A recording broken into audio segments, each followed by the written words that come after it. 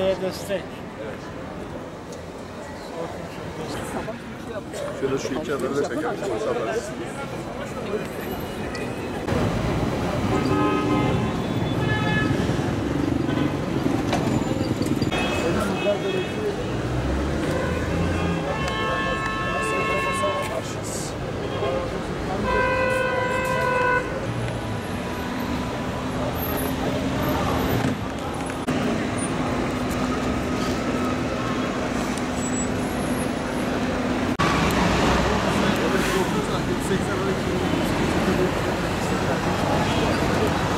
Komisyonlarda görüşülmeler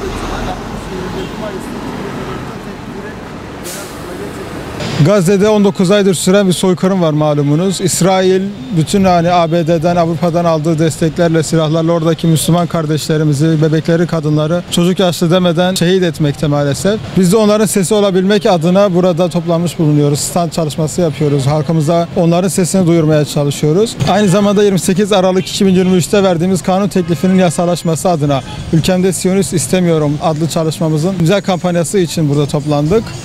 Destek veren halkımıza teşekkür ediyoruz.